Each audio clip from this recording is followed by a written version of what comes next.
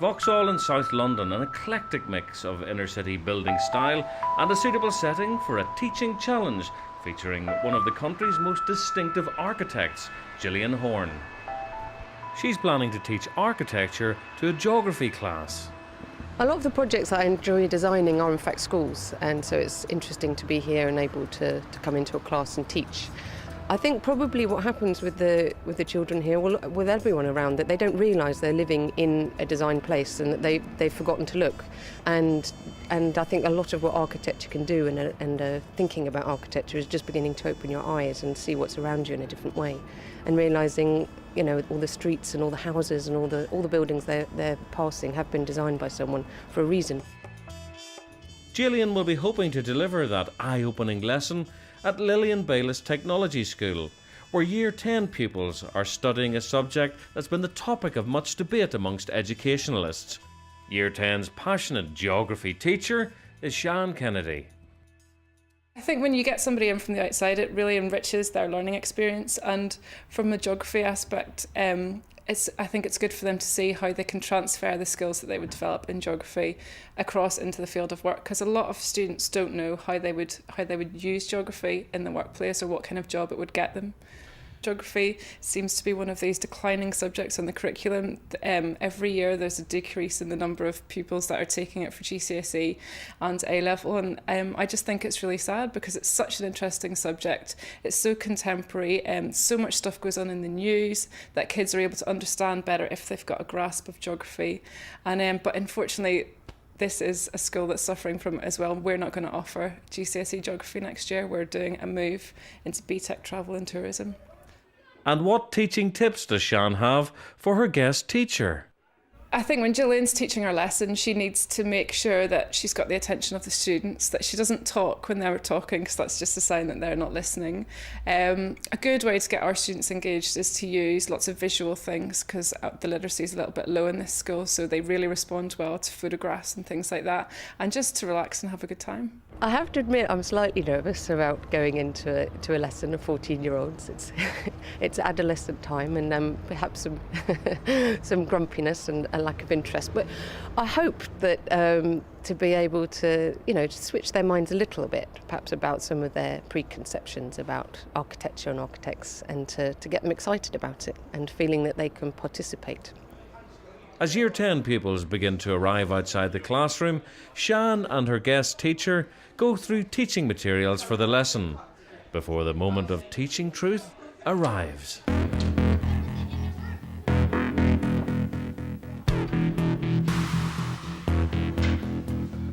After a brief introduction from Sian, Gillian begins her attempt to put architectural theory into teaching practice. Now, this morning I'm going to try to introduce you to architecture, the world that I live and work in and think about, and try to get you thinking about architecture. But to start that, I thought I'd start here with some trainers, because I thought maybe you might know a little bit more about trainers than you think you know about architecture. Does anyone want to tell me what they think about this? They cool? You don't like them? Who do you think would wear these? Basketballers. Yeah. That was just a warm-up to try to get you thinking of ways of which you can think about something and know whether you like it or not. And I want you to start thinking in that same sort of way, and we can start looking at buildings together. And I've got a little sort of game I've devised for you all to play, and I think that it's probably best if we go in groups of 3, 2 or 3, doesn't really matter. But I've got some little packs here. There's 22 pictures in these, and they're each in pairs. So there's pairs of buildings or places. And what I'd like you to do first is with the person next to you, put them out and try and match them. And to think, which building do you think goes with the other? And as you look at them, maybe start thinking about, what is this building? What do you think happens here?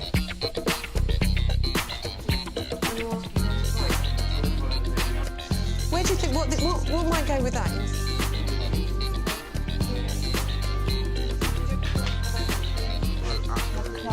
Oh, that's interesting. That's really interesting, because you know what, in fact, that building is? It's one of our designs. It's a hospital. Yeah, it's a children's hospital.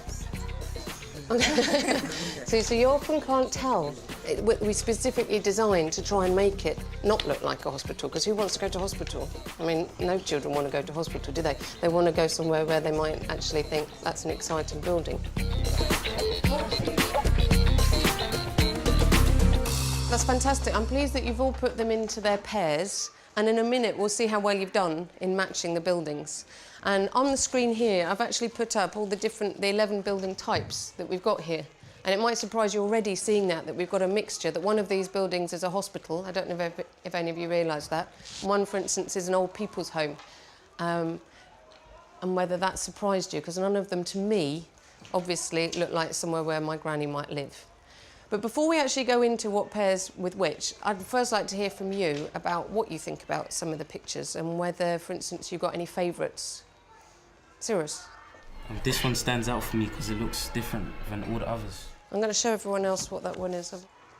What do you think that one might be? Do you know what kind of building it might be? I think it's kind of like a child's hospital, something like that. Yeah, it's a good guess. Anyone else?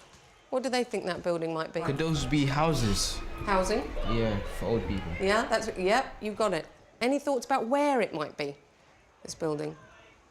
Have you seen it in London anywhere? No. No? Definitely not. It's in Amsterdam. Yeah, they're quite forward-thinking in design there. And it's quite interesting, because what these are called... Anyone know what it's called when a bit of a building stands out on its own? Because look, it's got no legs, it's got no columns holding it up. It's scary, it is. It'd be pretty scary. I've stood underneath there, and it is strange. And so this building has to be held up. Instead of being held up on the columns, effectively, these walls are like big beams. And so this whole side of the wall is held up on the back of the building. Anyone know what pair? What did you pair with this? Adam, what do you think? Yeah, we thought this one. Yeah, you got it. This is the back of that building. So the cantilevers, the big bits that stick out to get extra flats in, are on one side, and the other side it's a big block. It's still quite funky, and it's got lots of balconies sticking out. Do you like it? Yeah, it's colourful. Yeah. Which is quite unusual, isn't it? Any other thoughts? Audrey, what's your favourite? This one. Ah, that's an interesting one. Anyone else like this? I'm pleased you said that. It's one of mine. Not on my own, of course. We don't work on our own, not in buildings this size. But it's one that I worked in our office. What do you think it might be? Anyone? What do you think might happen in here, Audrey? The library. The library. Any other thoughts about what this building might be? I think it might be a club. A club. That's interesting. It's neither of those. Brian, what do you think it might be? We paired it up with this one, and this looks like a sort of hospital. Yeah. Hey, you're on the nose. This is the pair, and this is actually a children's hospital that we designed. It's fantastic that you think it's a club or a library, because that's what we wanted, because we want it to look like it's an interesting place to go and not a scary place. We do the same with schools. Does anyone see a school in their set? I think it's perhaps the easiest to spot. This one might be a school here. Yeah, that is a school. Well done, Adam. So this is the pair of schools. So you can tell it's a school, but hopefully in the design it might not look too schooly-like, which is another important thing that we try and do, because some buildings people don't want to go to. And so we and other architects try and design them to make them places that they might be more interesting and that they feel that they might want to go to them. I'm going to quickly run through now and give you some of the answers.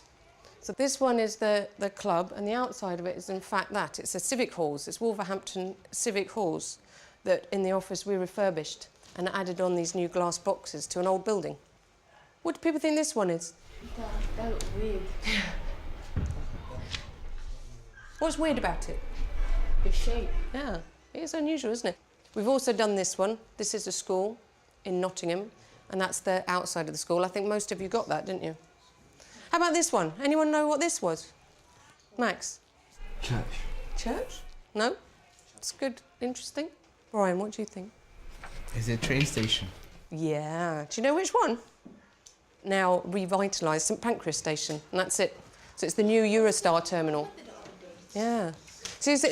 But this one particularly shows, hopefully lots of them, and outside of the building might look really different to what's happening inside. You would never guess, would you? And it was designed as a railway station, so it's not converted. But hopefully what you might have learnt from this lesson, what I was trying to get across, is just how surprising architecture can be. And the fact that it's all around you. The city itself is a designed place. And it's for you to be able to look at, just as much as you can look at trainers. And you can think, they're nice, they're not nice, they're worth it, they're not worth it, whether you want them or what use you might have with them or how they could be better. It's the same with buildings. Because you've got as much ability to like as I have or any of us have. The biggest lesson I've learnt in architecture is just learning to look. That's the key. Do you think you might do that? Open your eyes a bit. Because architecture's there for all of us to live our lives better. And if we start looking at it and start noticing it and wanting more from it, then we'll get more. And we will get a city full of these kinds of buildings. Well, thank you all. Fantastic effort that you've put in, and I've really enjoyed it. And I think you did really well. And thanks a lot. You normally clap your teachers. I thought the card match idea was really good. I thought it worked really well. They were all looking at the photographs, and I think you challenged quite a few of their perceptions there. I think that was good. Oh, good. I know they did behave in some of the ways that I was hoping, and that they didn't get some of the buildings that they weren't supposed to get. So I was quite pleased that it did sort of challenge some of their ideas about what they thought certain building types might look like. Yeah, definitely. I thought it was really good, and especially some of the kids seemed to really get into it and give you some good answers. Yeah, I know. It was really interesting. It was also interesting to hear what they liked and didn't like. Sometimes it was a bit of a surprise. Like, I think it was Audrey who didn't like King's Cross and Pancras because it was old-fashioned, and often, you know, we're more culturally trained, I think, to like old buildings and think they're more special and important than new ones. So I was quite pleased actually to hear that they were sort of open to some of this sort of more modern and contemporary ways of designing and thinking about buildings. So would you do it again? Oh, I'd certainly do it again. Yeah, it'd be lovely to follow up actually, and actually make it a sort of a course and to have. I think architecture training in schools would be a fantastic benefit to us all anyway. So perhaps we could come and have another go. Definitely, that sounds like a really interesting idea. And perhaps the next lesson, which I was vying with this one, is actually to look at architecture and climate change as well, which is obviously key to our work now and will be increasingly so. And I think that might tie really well in with what some of the work hopefully you're doing in geography. Oh, definitely. If the kids are so into climate change at the moment, it's such a prominent issue. I think that could be really exciting for them. This could be the start of a beautiful relationship between those with their feet on the ground and the rarefied world of architecture. It changed my feelings for architect. It did, because I thought it was just like a boring thing, but later on I was like, actually it does deal with designs and things like that. It's not only about building stuff and just selling them off. It's about sitting down with a group of people, then having to design like a masterpiece to make it like a big thing, yeah. And like, I think I want to do that in my future job.